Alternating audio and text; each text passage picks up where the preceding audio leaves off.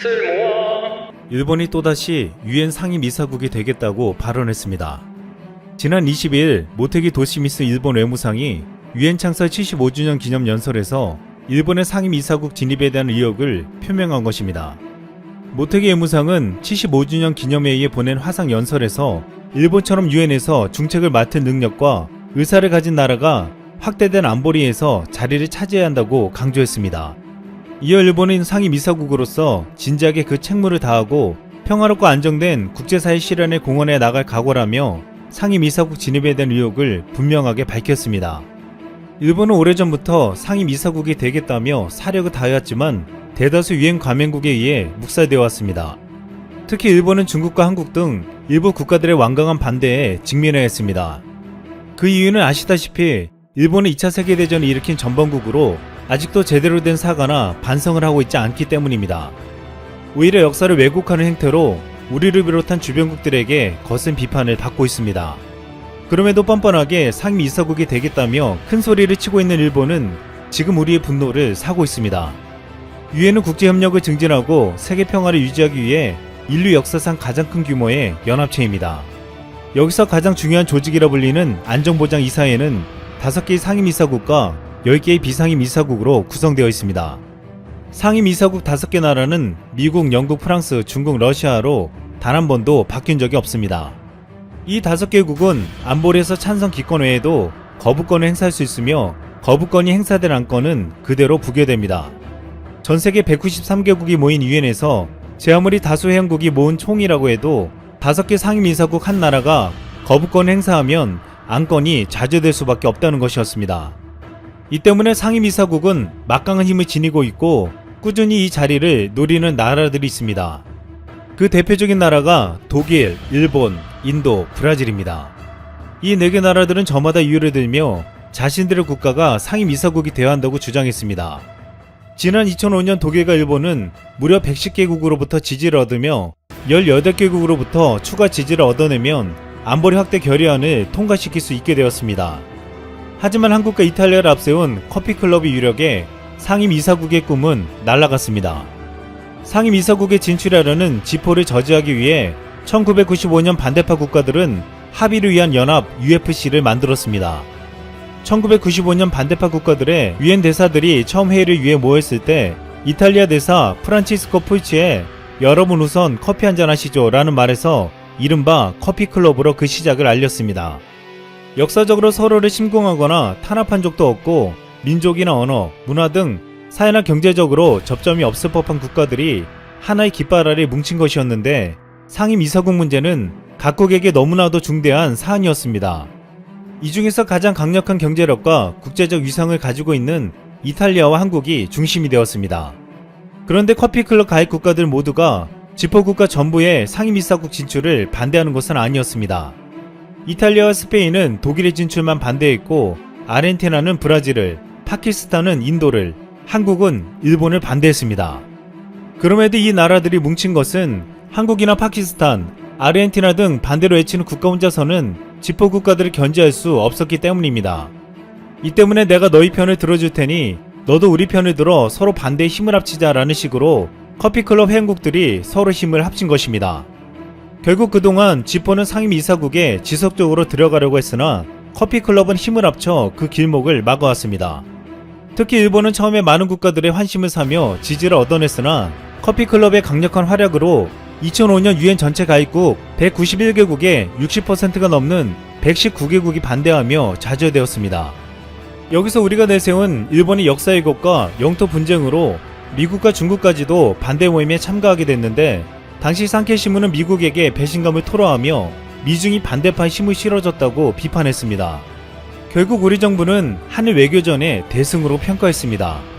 사실 일본은 그렇다 치더라도 국제적 위상이 높아진 독일의 상임이사국 도전은 가능성이 가장 높아 보였습니다. 2005년 당시 일본은 주변국 한국과 중국에게 가장 낮은 지지율을 받았지만 독일은 주변국인 영국, 프랑스, 이탈리아 등 유럽 6개국 국민들에게 평균 72%라는 찬성 의사를 받기도 했습니다. 또한 독일은 GDP 4위의 경제 대국으로 2위에서도 가장 막강한 영향력을 발휘하고 있으며 가장 중요한 것은 독일은 전범국임에도 주변국의 진정어린 참여와 반성을 하면서 주변 유럽 국가들과 좋은 관계를 유지했기 때문입니다.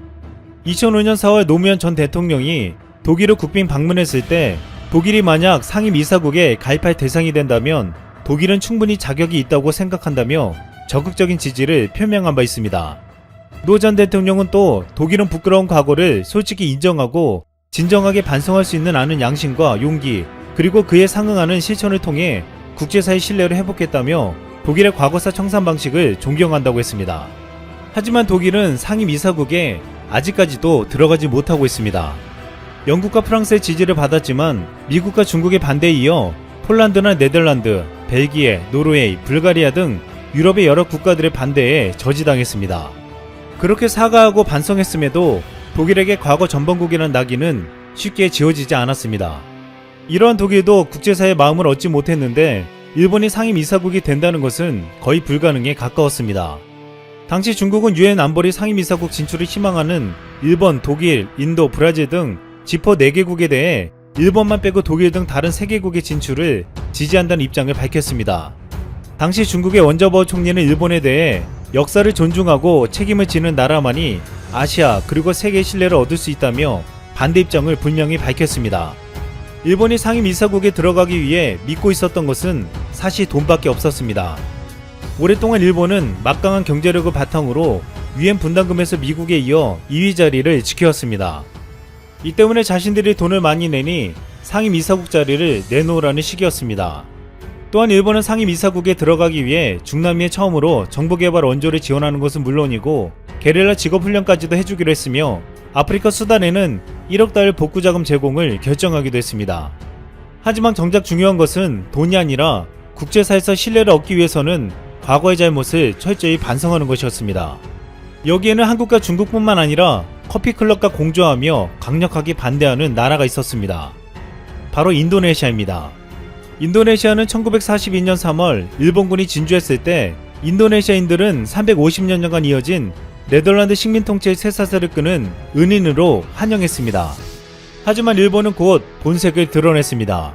수확한 식량을 빼앗아가고 남성은 강제노역에 동원하고 여성들은 종군 위안부로 끌고 갔습니다. 우리에게 저질렀던 만행을 인도네시아에서도 똑같이 저지른 것입니다.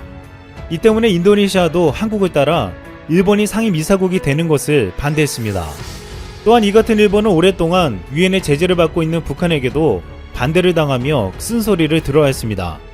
당시 북한 노동신문은 일본이 강제노역, 종군위안부, 역사유적 유물의 파기 약탈 등의 만행을 조선 인민들에게 저질렀으나 몇 푼의 돈으로 제 많은 과거를 어물쩍게 넘겨버리려고 어리석게 놀아대고 있다고 비난했습니다. 또한 노동신문은 오늘날 죄 많은 과거를 성근하게 청산하고 있는 도이칠란드의 입장과 일본의 입장은 너무나도 대조를 이루고 있다며 과거 청산 문제에 대한 그릇된 태도로 하여 일본은 적국으로서 세계 무대에서 응당한 대접을 받고 있는 것이라고 지적했습니다. 노동신문은 일본이 국제사회 인정과 신뢰를 받으려면 과거 재행에 대해 성실하게 반성하고 사죄하며 세계가 납득이 가게 응당한 보상을 해야 한다고 역설했습니다. 일본은 최근 아베가 총리직에 물러나자마자 1급 전범이 합사되어 있는 야스쿠니 신사를 참배한 데 이어 자신의 임기 동안 한일 위안부 합의를 하면서 앞으로는 일본을 깎아내리지 못하도록 했다고 자아자찬을 했습니다. 스가는 이런 아베를 계승한다고 말하며 과거 역사를 참여하는 것이 아닌 왜곡하는 노선으로 더욱 들어섰습니다. 이 같은 일본은 상임 이사국이 되어서 국제 평화에 기여하겠다고 했지만 지금 일본 매일 다양한 세계 뉴스를 한 방에 쭉 보내드리는 푸시뉴스입니다. 프레임푸시와 함께 구독하시고 알림 설정하시면 정말 유익하실 것입니다. 첫 번째 뉴스는 미쓰비시 자동차의 개발팀 직원이 과로로 산재 인정을 받았다는 소식입니다. 미쓰비시 자동차 공업의 남자 직원이 2019년 안타까운 선택을 하는 사건이 발생했었습니다. 남성이 그런 선택을 했었던 이유에는 월 139시간 이상의 잔업으로 인한 정신질환이었습니다. 유족은 산재 신청을 했고 산재 인정 판결을 받았습니다. 47세의 남성은 1993년 회사에 입사해 오랫동안 개발팀에서 종사했지만 2018년부터 경험이 없는 경차의 상품 기획 담당자로 발령이 났습니다. 그 다음해 3월 경차의 발매가 정해지면서 남성은 하루도 쉬는 날 없이 잔업을 했습니다. 노동감독관은 직전 한 달 잔업시간이 139시간 이상이다 라고 말하며 또 퇴근 후 자신의 컴퓨터로 일한 기록을 포함하면 총 153시간을 넘는다고 했습니다. 어떻게 153시간이나 되는지 계산이 안 될 정도입니다.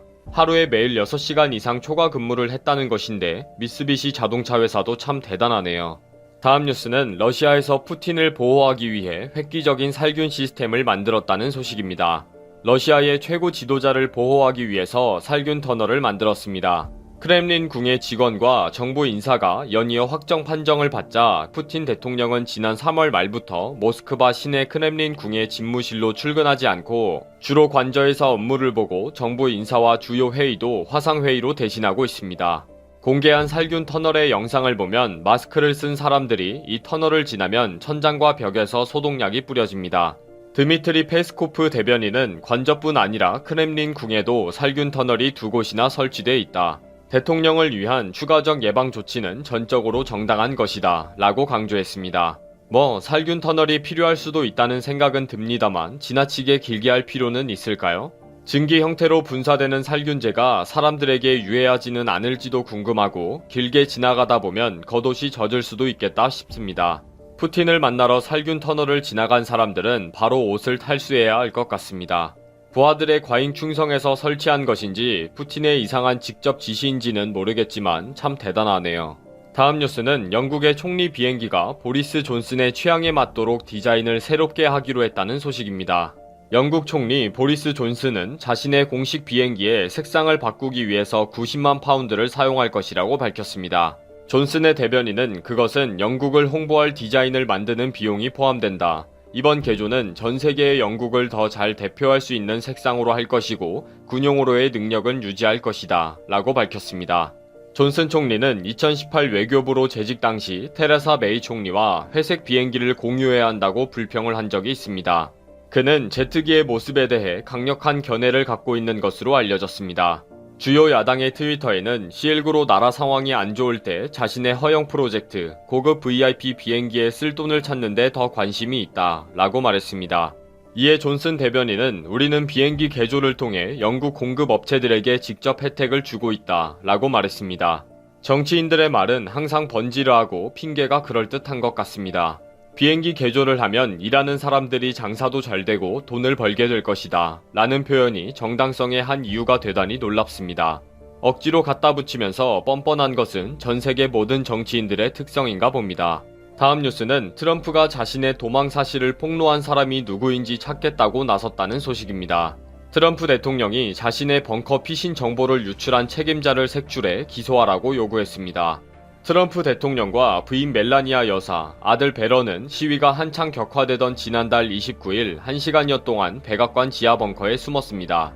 미 언론사들은 이 사실을 보도하면서 트럼프 대통령은 비판과 조롱의 대상이 되었습니다. 하지만 트럼프는 점검을 위한 것이었고 잠시만 머물렀다면서 해당 보도는 오보라고 했습니다. 그러나 윌리엄 바 법무장관은 피신이 맞다고 인정하면서 SNS에서는 트럼프 대통령을 벙커 소년 등이라며 조롱하는 글들도 올라왔습니다.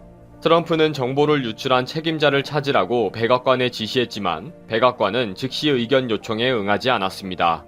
벙커 피신이 특별 비밀에 해당이 되기 때문에 비밀 유출죄로 기소하겠다는 것인지는 모르겠지만 대통령은 마음대로 기소해도 되는 특권이 있나요?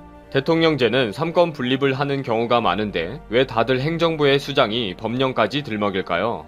트럼프의 뉴스는 항상 개그감이 많아서 재미있게 듣게 되는 것 같습니다. 마지막 뉴스는 일본 스즈키 자동차에서 주행 중에 갑자기 펑크 날 수도 있는 문제가 생겨서 대량 리콜을 하기로 했다는 소식입니다. 스즈키는 18일 벤, R 등 경차 총 11차종 115만 4,617대를 리콜한다고 국토교통청에 신고했습니다.